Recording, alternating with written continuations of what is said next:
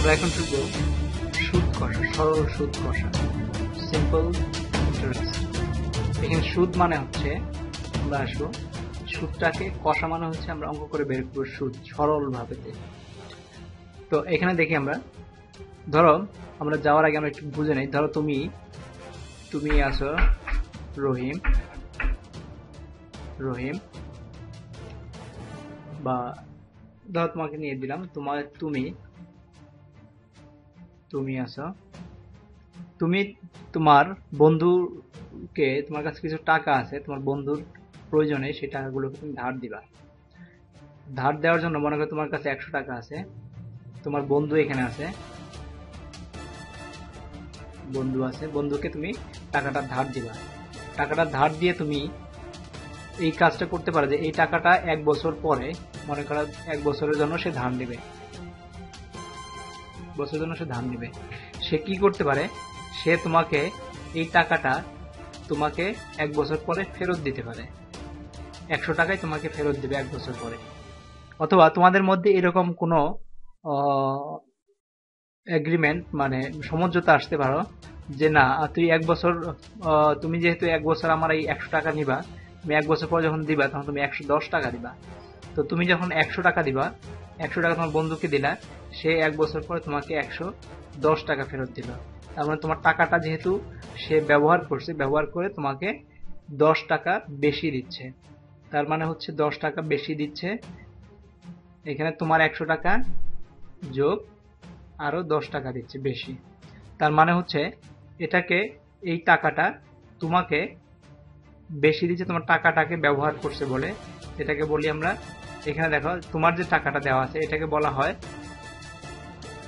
আসল, বা ইংরেজিতে বলে প্রিন্সিপাল। আর এখানে ধরো এটাও আসল, তোমাকে যখন ফেরত দিচ্ছে, আসল টাকা যোগ এখানে দিচ্ছে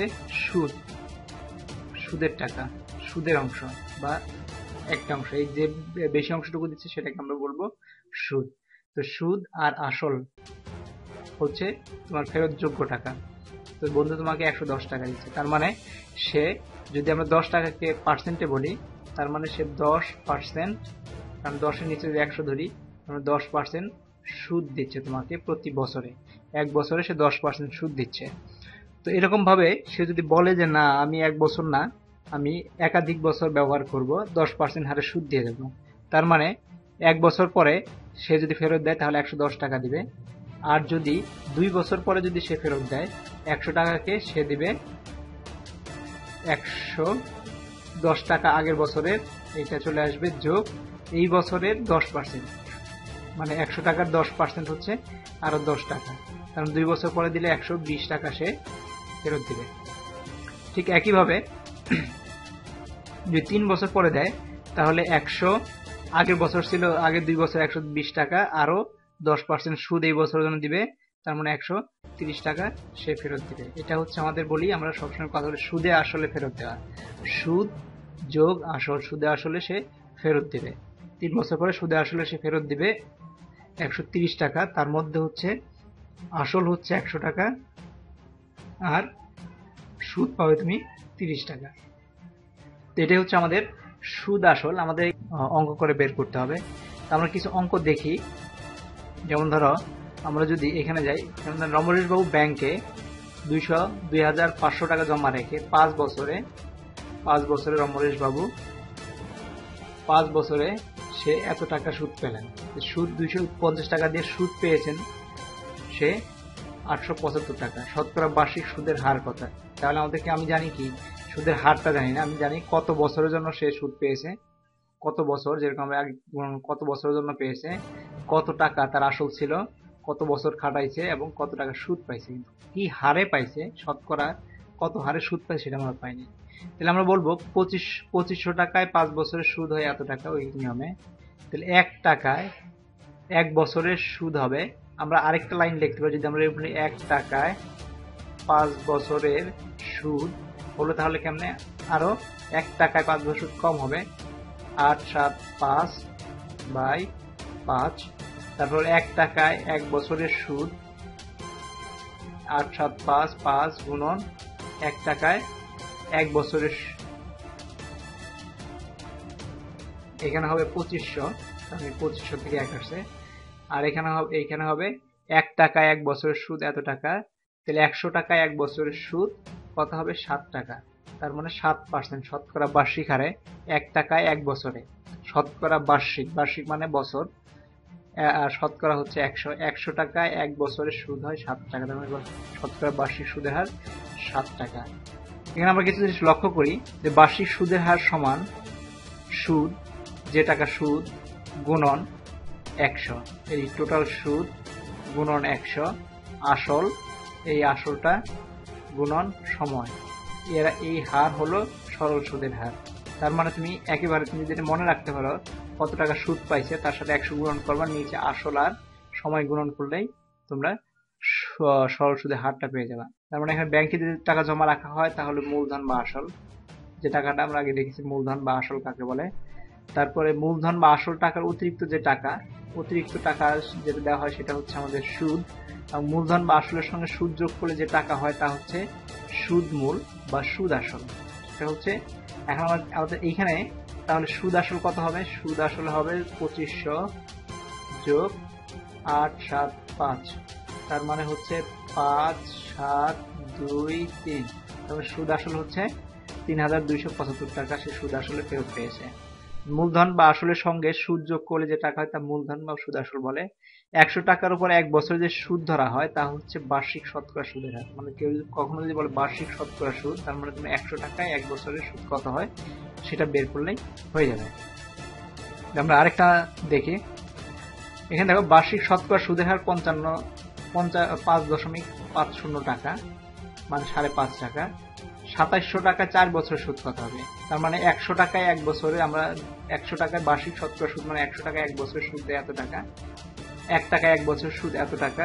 তাহলে 1 টাকায় 2700 টাকা, মূলধন যদি 2700 টাকা হয় তাহলে 4 বছরের সুদ কত হবে সেটা হচ্ছে তোমরা আরেকটা লাইন লিখে দিতে পারো সহজভাবে। 2700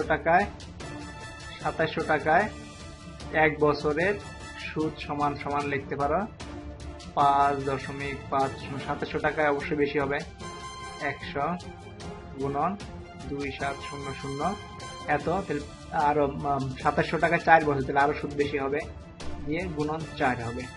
তো এটা দিলেই 4 হলো এত টাকা। এখানে 555 লিখছি কারণ হচ্ছে দশমিক উঠাই দিলে আমরা দশমিক অঙ্ক জানি, ইন্টু 100, দশমিকের জন্য 1 আর দুইটার পরের সংখ্যার জন্য দুইটা শূন্য, এই 27, এই শূন্য কেটে গেল, তার মানে 550 গুণন 27 গুণন 4, 100, 594 টাকা। তো নিম্ন সুদের হার হচ্ছে এত টাকা। এখানে লক্ষ্য করো সুদ সমান হার, যে হারে সুদ দেওয়া হচ্ছে গুণন আসল, যেটা আসল আছে গুণন সময়, নিচে 100। এটা মনে রাখবো সুদ। এখান থেকে যদি সুদ সমান কত টাকা সুদ হবে সেটা সুদ সমান হার 5 টাকা 50 গুণন আসল 700 গুণন সময়, নিচে হচ্ছে 100। তাইলে তুমি বের হয়ে যাবে তোমার কত টাকা সুদ পাবা। এই ফর্মুলাটা মনে রাখতে হবে, সুদ সমান হার গুণন আসল গুণন সময় বাই 100। তো আমরা আরেকটা দেখি, বার্ষিক শতকরা সুদের হার 8 টাকা হলে 3500 টাকায় 7 বছর সুদ আসলে কত হবে? মানে সুদ আর আসল বানাইতে হবে। বার্ষিক শতকরা সুদের হার 8 টাকা, মানে 100 টাকায় 1 বছর সুদ 8 টাকা, 1 টাকায় 1 বছর সুদ 8/100 টাকা। তারপর 3500 টাকায় 7 বছরের সুদ গুণন করলে এত চলে আসবে। 3500 টাকায় 7 বছরের সুদ হয় এত টাকা তোমার সুদ বেরোলো। তো নির্ণীয় সুদ আসল মানে সুদ যোগ আসল, তোমার আসল 35 টাকা, 35 যোগের সাথে এটা সুদ যোগ করলে তোমার এত টাকা হবে। মানে সুদ আসল সমান সুদ যোগ আসল, সুদ যোগ আসল, অর্থাৎ সুদ সমান সুদ আসল বিয়োগ আসল বিয়োগ করলেও তোমার সুদ বেরিয়ে আসবে। তার মানে এইখান থেকে যদি তোমার যদি কোনো অঙ্কে দেওয়া থাকে যে তোমার টোটাল সুদ আসল দেওয়া আছে এবং আসল দেওয়া আছে তোমার সুদ কত, তার মানে হচ্ছে 500, এখানে যদি সুদ আসল 5406 হয় বিয়োগ তোমার যদি আসল দেওয়া থাকে 3500, তাহলে তুমি দেখবা তোমার যেটা হবে 1960 হবে, সেটাই 1960 টাকা হচ্ছে তোমার সুদ। তো আমরা আরেকটা দেখি, সেটা হচ্ছে ধরো এরকম যদি লেখা থাকে 6650 টাকা হার টাকার যে হার সুদে 4 বছর সুদ আসলে এত টাকা হয়, মানে আমাদের এই টাকাটা 4 বছর খাটাইলে এত টাকা হয়, ওই একই হার সুদে কত টাকা 5 বছর সুদ আসলে এত টাকা হবে। তার মধ্যে এখানে দেখো আমাদের আগে সুদের হারটা বের করতে হবে, একই হার সুদে কত, তারপরে আমাদের এই অংশটুকুর মধ্যে আমাদের সুদের হার আমাদের জানা নেই। তার মানে হচ্ছে সুদ সমান সুদ আসল বিয়োগ আসল, সুদ সমান সুদ আসল বিয়োগ আসল আমরা কিছুক্ষণ আগে দেখলাম। তার মানে আমাদের এখানে আছে, আবার দেখি 650 টাকা 4 বছরের সুদ হয়, সুদ 4 বছরের সুদ আসলে তোমার এখানে দেওয়া আছে, সুদ দেওয়া আছে আসল দেওয়া আছে 680 এত টাকা সুদ হয়।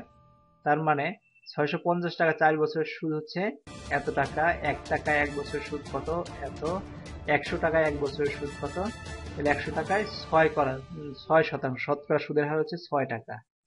তা আসল হচ্ছে 100 টাকা হলে 5 বছরের সুদ আসলে হবে 100 টাকা যোগ, যে 6 টাকা হারের সুদে 5 বছর হবে 5 6 30 টাকা। তার মানে সুদ আসলে 130 টাকা হলে আসল হয় 100 টাকা।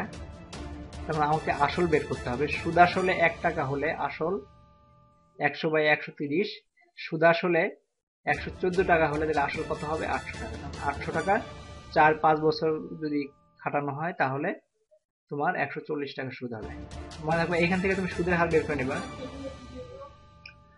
এখান থেকে সুদের হার বের করে নিবা, ওই সুদের হার অনুযায়ী 5 বছরে দেখাবা যে 100 টাকা যদি 100 টাকায় 5 বছর কত টাকা সুদ হয় সেটা দেখবা, তাহলে সুদ আসল পেয়ে যাবো আমরা। ওইখান থেকে 140 টাকা যেহেতু সুদ আসল দেওয়া হয় 140 টাকা সুদ আসল দিলে আমাদের আসল পেয়ে যাবে। তো এটা হচ্ছে আমাদের